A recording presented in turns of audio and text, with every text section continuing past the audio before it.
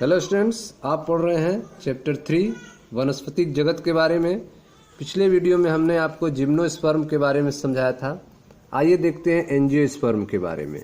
Angiosperm क्या होते हैं इसको समझते हैं ध्यान से। एंजियोस्पर्म अर्थात पुष्पीय पादप। पुष्पी पादपों अर्थात एंजियोस्पर्म में पराग कण तथा बीजांड विशिष्ट रचना के रूप में विकसित होते हैं, जिन्हें पुष्प कहते हैं। ठीक है, तो आप देख रहे हैं कि पुष्पीय पादपों को एंजियोस्पर्म कहते हैं, अथवा एंजियोस्पर्म में पराग कण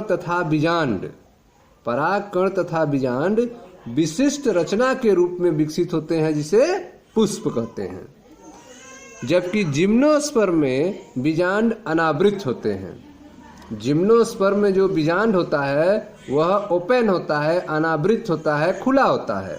एंजियोस्पर्म पुष्पी पादप हैं जिनमें बीज फलों के भीतर होता है। एंजियोस्पर्म में जो बीज होता है वह फलों के भीतर होता है। एंजियोस्पर्म जो है पुष्पीय पादप है, फूल देने वाला पौधा है। यह पादपों में सबसे बड़ा वर्ग है। ठीक है, पादपों के वर्ग देखा जाए तो एंजियोस्पर्म जो है पौधों का सबसे बड़ा वर्ग है। उनके वास स्थान भी बहुत व्यापक हैं। एंजियोस्पर्म का वास स्थान बहुत व्यापक है।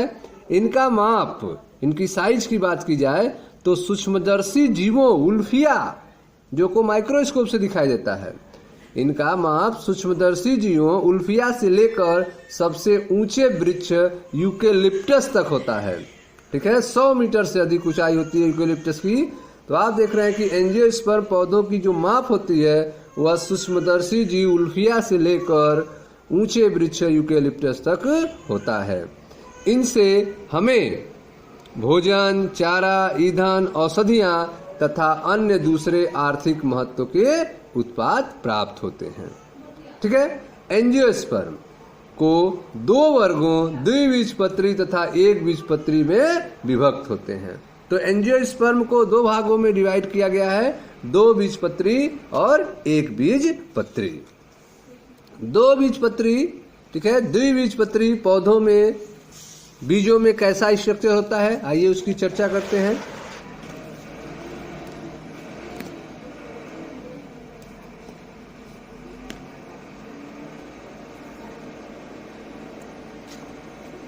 देखिए ध्यान से, द्विबीजपत्री, ठीक है, डाइकाटलिडन में दो बीजपत्र होते हैं। ठीक है, द्विबीजपत्री किसे कहेंगे?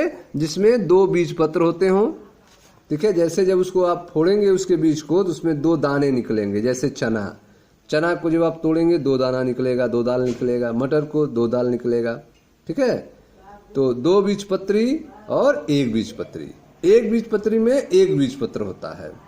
ठीक है, जबकि दो बीजपत्री में दो बीजपत्र होता है। एक बीजपत्री मतलब जैसे गेहूं हुआ, धान हुआ, मक्का हुआ, उसमें एक दाना निकलेगा।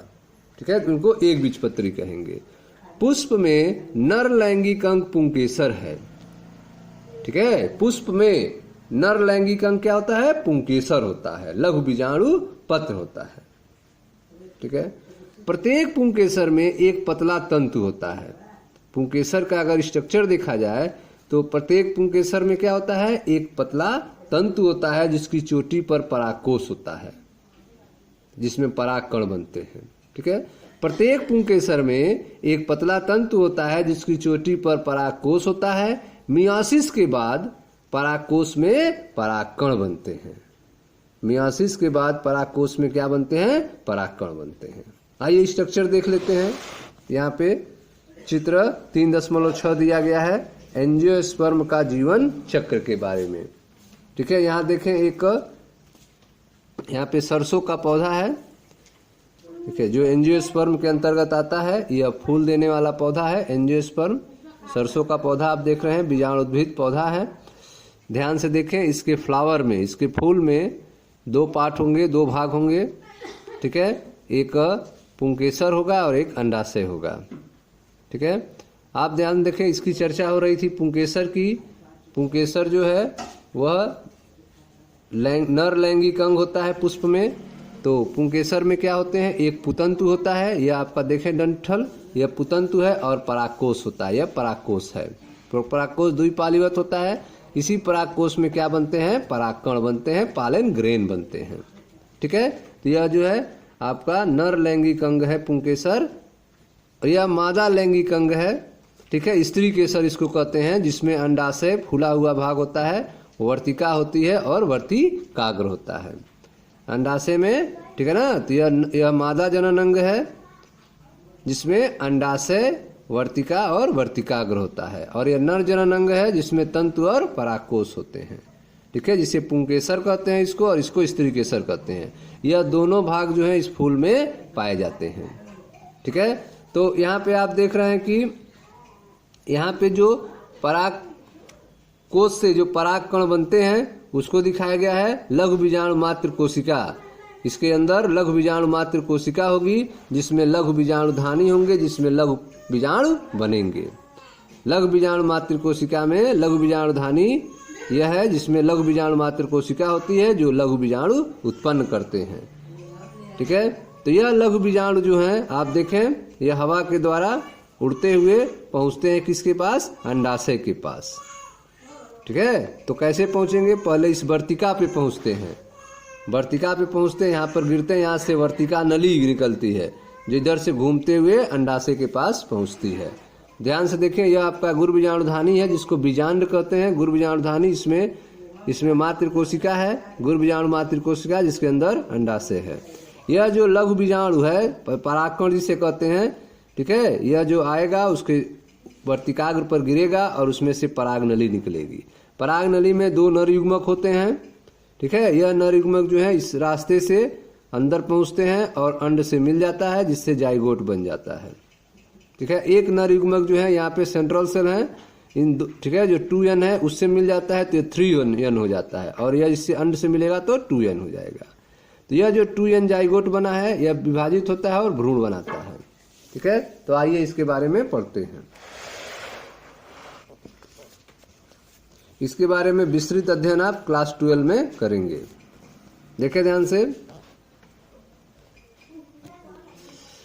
प्रत्येक पुंकेसर में एक पतला तंतु होता है जिसकी चोटी पर परागकोश होता है।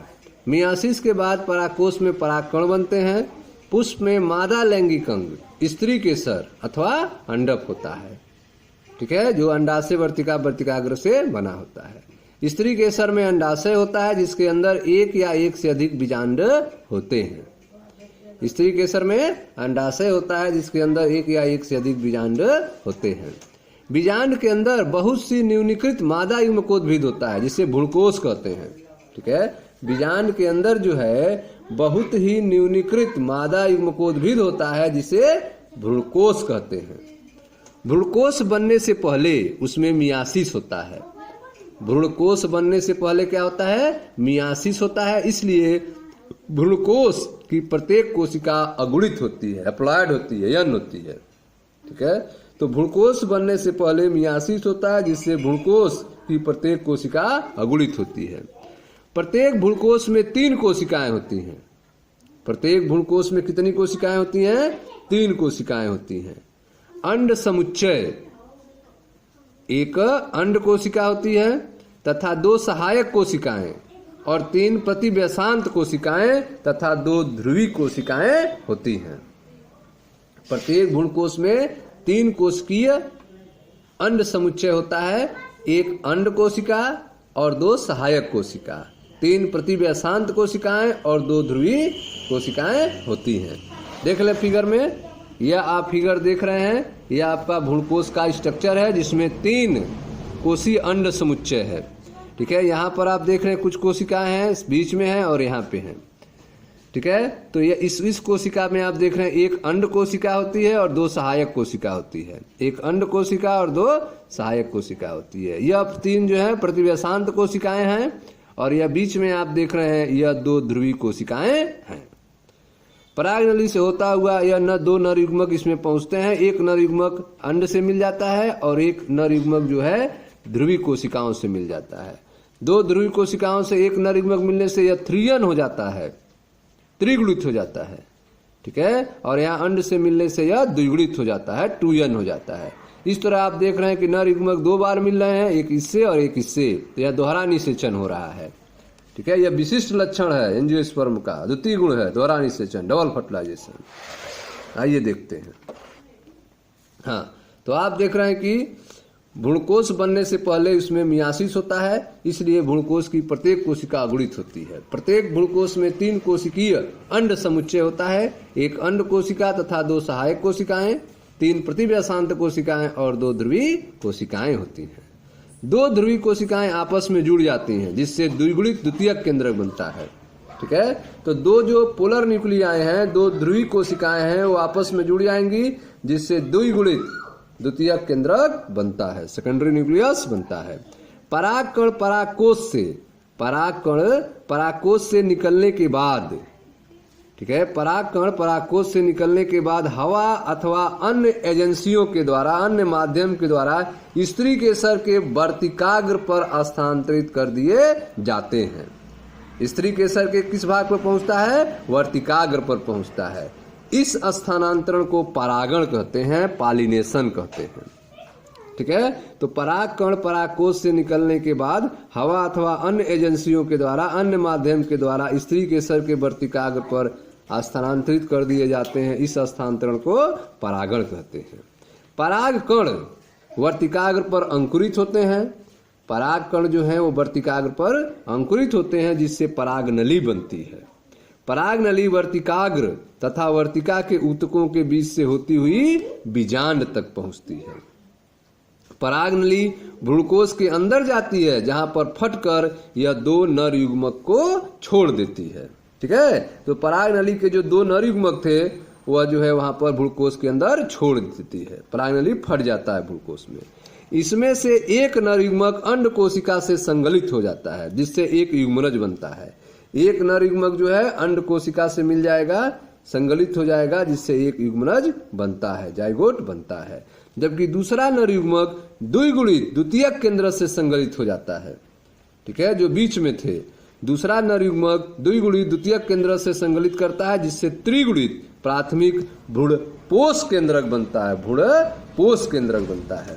ठीक है, तो दूसरा नर युग्मक जो है द्विगुणित द्वितीयक केंद्र से संगलित करता है, इससे त्रिगुणित प्राथमिक भ्रूणपोष केंद्रक बनता है। चूंकि इसमें 2 संलग्नक होते हैं, इसमें 2 बार मिल रहा है नर युग्मक, इसमें 2 संलग्नक होते हैं, इसलिए इसे द्विनिषेचन कहते हैं, डबल फर्टिलाइजेशन कहते हैं। द्विनिषेचन एंजियोस्पर्म का एक अद्वितीय गुण है। ठीक है, युग्मनज भ्रूण में विकसित होता है। जो जाइगोट बना है वह किसमें चेंज होता है? भ्रूण में। युग्मनज भ्रूण में, जिसमें 1 अथवा 2 बीजपत्र हो सकते हैं। ठीक है, युग्मनज भ्रूण में विकसित होता है और प्राथमिक भ्रूणपोष केंद्रक भ्रूणपोष में विकसित हो जाता है। ठीक है, युग्मनज जो है वह भ्रूण में विकसित हो जाता है और प्राथमिक भ्रूणपोष केंद्रक भ्रूणपोष में विकसित हो जाता है। भ्रूणपोष विकासशील भ्रूण को पोषण प्रदान करता है। जो भ्रूणपोष है वह विकासशील भ्रूण को पोषण प्रदान करता है। इन घटनाओं के दौरान बीजांड से बीज बन जाते हैं। इन घटनाओं के दौरान बीजांड से बीज बन जाते हैं और अंडाशय से फल बन जाता है। निषेचन के बाद सहायक कोशिकाएं और प्रतिव्यासांत कोशिकाएं लुप्त हो जाती हैं।